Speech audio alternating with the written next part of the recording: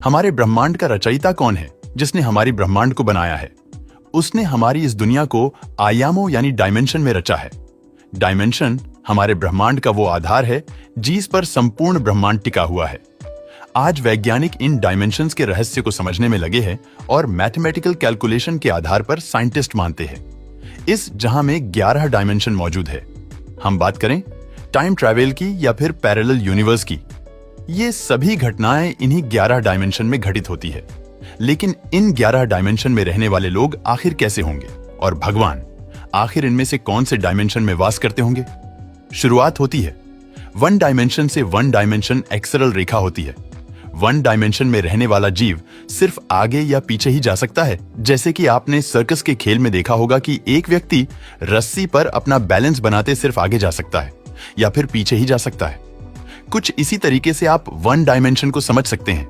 अगर बात करें 2 डायमेंशन की, तो दूसरी डायमेंशन एक प्लेन सरफेस होता है जिसमें रहने वाला जीव आगे या पीछे चलने के साथ साथ लेफ्ट या राइट में भी जा सकता है। अगर आपने स्नेक वाला गेम खेला हो, बिल्कुल वैसे ही हम अपने कंप्यूटर या मोबाइल पर जो वीडियो देखते हैं वो भी सरफेस पर देखते हैं। वैसे मुझे नहीं लगता कि पहली और दूसरी डायमेंशन में कोई जीव रहते भी होंगे। हालांकि ये ब्रह्मांड अनंत संभावनाओं से भरा हुआ है, तो इस ब्रह्मांड में कुछ भी असंभव हो ऐसा कह नहीं सकते। लेकिन अगर हम बात करें तीसरी डायमेंशन की, तो तीसरी डायमेंशन वो दुनिया होती है जिसमें हम आगे पीछे दाएं बाएं जाने के साथ साथ ऊपर नीचे भी जा सके। और हम जिस दुनिया में रहते हैं वो 3 डायमेंशन दुनिया है, और इन तीनों आयामों में आने जाने के लिए हम बिल्कुल आजाद हैं। हमारी ये दुनिया 3 आयामों से मिलकर बनी हुई है, इसीलिए हम अपनी दुनिया को 3 डायमेंशनल दुनिया कहते हैं, और हम केवल इन्हीं 3 आयामों को कंट्रोल कर सकते हैं। इन 3 डायमेंशंस के बाद जितने भी डायमेंशंस मौजूद हैं उन सभी को हायर डायमेंशन कहा जाता है, और हायर डायमेंशन को हम कंट्रोल नहीं कर सकते। यहां तक कि हायर डायमेंशन में क्या चल रहा है हम ये तक नहीं देख सकते। तो दोस्तों, अब हम सफर करने वाले हैं हायर डायमेंशन में है। मैं आपको बता दूं कि अब यहां से जितनी भी बातें होंगी वो सिर्फ साइंस फिक्शनल होंगी और उनका वास्तविकता से कोई भी संबंध नहीं होगा, क्योंकि अभी तक हायर डायमेंशन के बारे में हमारे पास कोई भी सबूत नहीं है। हायर डायमेंशंस की कल्पना हम केवल वैज्ञानिक द्वारा की गई मैथमेटिकल कैलकुलेशन के आधार पर ही करेंगे। दरअसल वैज्ञानिक के अनुसार चौथा आयाम खुद समय है। हम केवल 3 डायमेंशनल दुनिया में रहकर इस चौथे आयाम का सफर करते हैं। हम जन्म लेते हैं, धीरे धीरे बड़े होते हैं, बूढ़े होते हैं और फिर बाद में मर जाते हैं। समय की ये रेखा हमें हर पल भविष्य की ओर ले जा रही है। चौथे आयाम में हम समय में पीछे सफर नहीं कर सकते। जैसा कि मैंने आपको बताया कि हम सिर्फ अपने 3 डायमेंशंस को ही कंट्रोल कर सकते हैं। हायर डायमेंशंस को हम कंट्रोल नहीं कर सकते, और समय भी एक हायर डायमेंशन है, इससे हम कंट्रोल नहीं कर सकते। जब हम समय में आगे पीछे ही नहीं देख सकते तो टाइम ट्रैवल करना तो हमारे लिए बहुत बड़ी बात है। चौथे आयाम समय का अस्तित्व है, तो इसको कंट्रोल करने वाली भी कोई सभ्यता जरूरी होगी। लेकिन समय को कंट्रोल कर सके उस सभ्यता के लोग आखिर कौन सी डायमेंशन में रहते होंगे? इस सभ्यता के लोगों को त्रिकालदर्शी कहा जाता है। त्रिकालदर्शी वो लोग होते हैं जो भूत, वर्तमान, भविष्य तीनों को देख सकते हैं।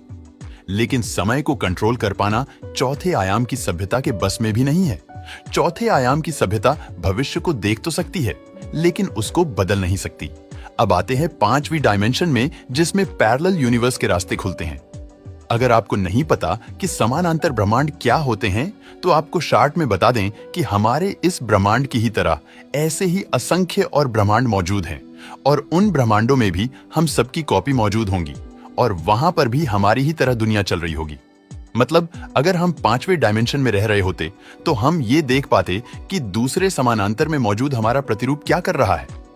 हालांकि 5वीं डायमेंशन के लोगों के पास सिर्फ दूसरे समान अंतर ब्रह्मांड में झांकने की शक्ति होती, लेकिन वो दूसरे ब्रह्मांडों में मौजूद लोगों के साथ बातचीत नहीं कर पाते। बिल्कुल वैसे ही जैसे कि हम मिरर में अपने प्रतिरूप को देखते हैं, लेकिन हम उसके साथ बात नहीं कर सकते।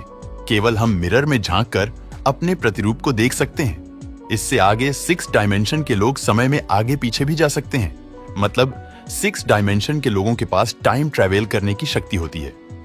इस आयाम के लोग सिर्फ टाइम ट्रैवल ही नहीं कर सकते, बल्कि समय की रेखा पर आगे या पीछे जाकर चीजों को बदल भी सकते हैं। इस डायमेंशन के लोग अपने भूत भविष्य को कंट्रोल कर सकते हैं। जरा सोच कर देखिए कि वे लोग जो समय को भी अपनी मुट्ठी में रखते हैं, आखिर वो कितने शक्तिशाली होंगे?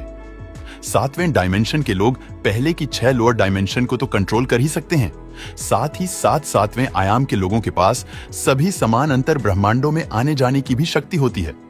7वें आयाम के लोग सभी समान अंतर ब्रह्मांडों में खुलेआम कभी भी आ जा सकते हैं। जरा सोच कर देखिए, ब्रह्मांड से हमारा प्रतिरूप आकर हमसे मिले तो हमारे लिए वो कितना शक्तिशाली होगा। वैसे हम तो उसको भूत समझेंगे, क्योंकि हमारे लिए ये सब एक पैरा नॉर्मल एक्टिविटी होगी, लेकिन 7वें आयाम के लोगों के पास दूसरे ब्रह्मांडों में जाकर वहां पर छेड़छाड़ करने की शक्ति नहीं होती। लेकिन 8वें डायमेंशन के लोगों के पास ये शक्ति भी आ जाती है। 8वें डायमेंशन के लोग समानांतर ब्रह्मांडों में जाकर वहां पर चीजों को अपने मन मुताबिक बदल भी सकते हैं। लेकिन इस डायमेंशन के लोग केवल उन्हीं ब्रह्मांडों में जाकर चीजों को बदल सकते हैं जिन ब्रह्मांडों की टाइमलाइन हमारे ब्रह्मांड से मेल खाती हो, मतलब जिन ब्रह्मांडों का जन्म हमारे ब्रह्मांड के साथ ही हुआ होगा। उन्हीं ब्रह्मांडों में जाकर 8वें आयाम के लोग छेड़छाड़ कर सकते हैं। लेकिन 9 डायमेंशन के लोगों के ये रास्ते भी खुल जाते हैं।